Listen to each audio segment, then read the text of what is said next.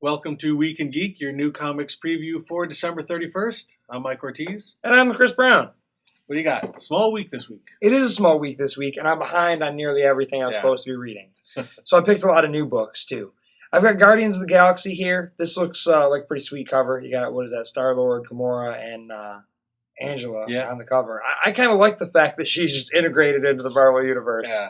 I like seeing her on the cover. I don't know how she fits in exactly. I don't think they've explained it yet. And she, they got her drawn totally like an Image character, all sexed up. But they're trying to draw her kind of in the Marvel style. She has no belly button, from what I can tell, which is kind of funny. I don't know. I'm behind on it. I have no idea what's going on in the story. Kevin McGuire does the artwork on this issue, so that alone is kind of weird. Well, it looks great. Yeah. It's just he chooses not to draw a belly button. I don't know if that's like Marvel standard. Kind of the no belly buttons. Aftermath of Infinity. I think now they're getting to move on to whatever they're doing. Well, the next thing coming up is going to be tying back and forth between this and All New X-Men, the trial of Jean Grey. So I imagine they're working up to that. Right. Because I guess that's how Angela's going to play her part, the broken time stream, and you can't, right? Because they still haven't commented on that broken time stream business. They broke it and then pretended it didn't. Just like, we're going to keep traveling through time. It's just like in the Brady Bunch when they broke the vase. Next up, I've got The True Lives of the Fabulous Killjoys by Dark Horse Comics. This is issue number 6.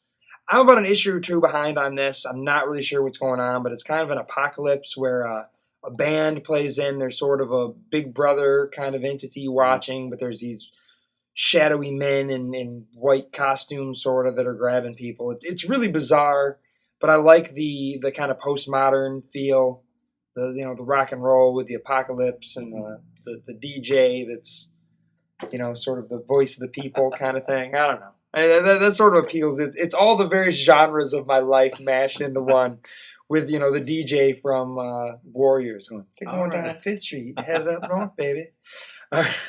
But it's different than that. Right. I don't know. Just it hits that vibe for me. Here's a book I have no idea anything about it other than the fact it's written and drawn by David Lapham. This is called The Juice Squeezers. Scrawny kids versus giant bugs. If the giant bugs attacked, I would be one of those scrawny kids. So I can't help but kind of take a peek. I like giant bug movies and those types of stories. So if kids are being attacked by giant bugs and it's written and drawn by David Lapham, I'm willing to give it a try. This is a good example of a comic that's kind of benefiting from certainly Marvel not putting a lot out this week. Yes. So this is the week where you try stuff. Yep, you're like, there's not a whole lot of stuff out. There's like 4 books for Marvel. DC took advantage, and there's lots of stuff. I got a bunch of DCs. So if you're a DC guy, you're doing good. If you're a Marvel guy, you're gonna have to find things like Scrawny Kids versus Giant Bugs. Right. Then I've got Legendary. This is issue number 1. This is by Dynamite.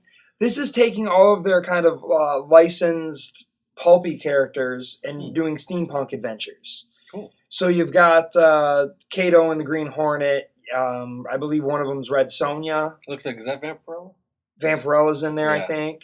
So I think the Shadow's going to fit in. Kind of an interesting thing. Steampunk is, maybe everyone's doing it now, I guess. Yeah. If even they've chimed in. But it seems like it'd be a good fit. This is Bill Willingham, I think. Yeah. Writing it, yeah. Yeah, Bill Willingham writing. Sergio Davia is the artist. I don't know. Looks pretty cool. Looks neat.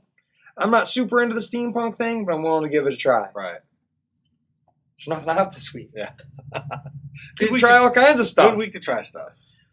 Next, this is one we both kind of talked about. Yeah. And you were like, I don't know. The Twilight Zone by J. Michael Straczynski over here at Dynamite. So when you do Twilight Zone in comics, to try and capture that vibe, you're just writing weird stories. Yeah. So if that's what this is, if this is going to be just weird stories from issue to issue, telling whatever you want, you certainly don't have any budget constraints. Right. This is to be continued. So I don't know how I feel about that. What are you going to do, 2 or 3 issue story arcs? I don't know. I'd almost rather them get in and out. Me too. But I'm willing to try it. It's Straczynski. He's not really, hampered by anybody else's telling him what to do. For the modern version of Twilight Zone. The modern. Oh, right. That's right. Show. He, very early in his career, he was writing on the Twilight Zone show. I think even that second generation or second modern version. There have been 2 modern colored Twilight Zones. There was one in the 90s and one in the 2000s, wasn't there? Well, there's one in the mid-80s. It was the mid-80s, okay. And then they revived it again in the 2000s. So. 2000, okay. Maybe I'm thinking it wasn't there. There was an Outer Limits revival. There was an Outer Limits revival, too, yeah. And that's the bulk of my stack. What do you got? I'm going to start off with Manhattan Projects. This is Jonathan Hickman. I actually am caught up on this book, but I don't really quite remember what's going on because this is sort of a tough to follow book. But I know we've got Einstein and Oppenheimer off exploring some stuff. I know they're encountering the bad some sort of bad aliens. The government has kind of stepped in. It's now the 60s. The government has stepped in and kind of trying to exert its control over the Manhattan Projects that kind of went international when they joined up with the Soviets. And so I think it's General Westmoreland is now trying to show his influence over the characters. And considering one of the characters he's trying to control is the absolutely insane Oppenheimer. Good luck. I don't think he's going to do too well with that. But yeah, this is just kind of a crazy, zany sci-fi book. I don't know if he has an end game. But this is the one that's got the homicidal Einstein and that. Basically, the great thinkers of the 20th century is weirdos and lunatics.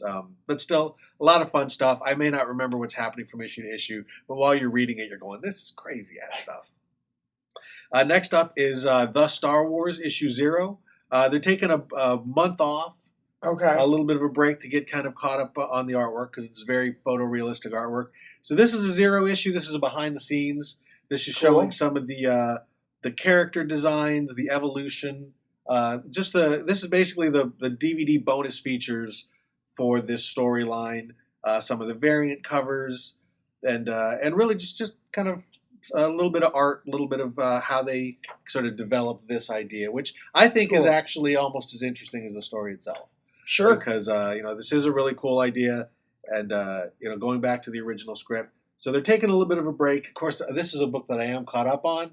So then the very next issue they put out has none of that. But it looks like we got a preview of some other stuff here. What's this? A preview of some upcoming Star Wars stuff. Oh, these are actually the original pages for the pitch to get Lucas to sign off on this. Oh, okay. So this is, like I said, it's cool. DVD bonus features, behind the scenes making of stuff, issue 0. Next up, Superman number 26. This is one that I'm not really sure what's going on here. The last issue, I think, was dealing with that return to Krypton. That's over. They're back on Earth. They've incorporated Wonder Woman into the book, and I know they're dealing with kind of the fallout of before Superman went off to Krypton. They had that whole thing with Superman versus the telepaths, and Lois Lane got telepathic powers briefly. So Lois is in the hospital, and this is kind of dealing with the aftermath of that. Looks like we got the Parasite in here too. Next up, Superman Unchained, more Superman. This is Scott Snyder and Jim Lee. There was basically a 75-year-old alien that's kind of the Superman of the Golden Age. His name is Wraith, and he and Superman have been teaming up. Excuse me. It's after the holidays. Wraith works for the government. The government obviously wants to control Superman. But there's a lot more going on. Luthor's in the mix somehow. Interesting. It looks like we've got some future going on here. But yeah, this is pretty much just being sold for me. Oh, we got Batman too. Well, of course. You can't just tell a Superman story. Right. So we got, it's Scott Snyder. He loves his Batman. There's a Superman Batman book. Leave it over there. Well, there's Wonder Woman too. So there's a Superman Wonder Woman book. Superman, he's unchained. He's unchained. You can't stop him. He's unchained. He looks like he's chained to his friends in this book. But yeah, this is the Jim Lee, Scott Snyder Superman. As with most Scott Snyder stuff, it takes a long time for him really to let you know what his story is. So I'm still not sure what the big story here is, other than Superman kind of meeting this Superman of the past. But yeah, this is honestly, Scott Snyder's a great writer, but he does a better Batman than he does a Superman. This is a great Jim Lee book, though. Next up, we've got Red Lanterns. This has really been a great book. I am caught up on this book. The Red Lanterns are now in control of Sector 2814. There's no Green Lanterns in the Earth sector anymore. That was part of their deal to help fight against Relic. And so now basically Guy Gardner is building a brand new Red Lantern Corps. There's only about a dozen of them or so left. They think Atrocitus is dead, but Atrocitus is running around looking to try and find a red ring that he can kill somebody and steal so he can come back and kill Guy Gardner. At this point, Guy looks like he's completely turned his back on the Green Lanterns. So interesting. He's going to try and use the Red Lanterns as a a brutal force for good. They'll basically be like the Green Lanterns if the Punisher was a Green Lantern, I guess. So they'll kill people. They'll do bad things to bad people. But yeah, really kind of interesting book. As soon as they rebooted, Charles Soule, who was in here recently, really turned this book around. Absolutely fantastic stuff. Very cool. Next up, Larfleeze. Another one I actually am finally caught up on.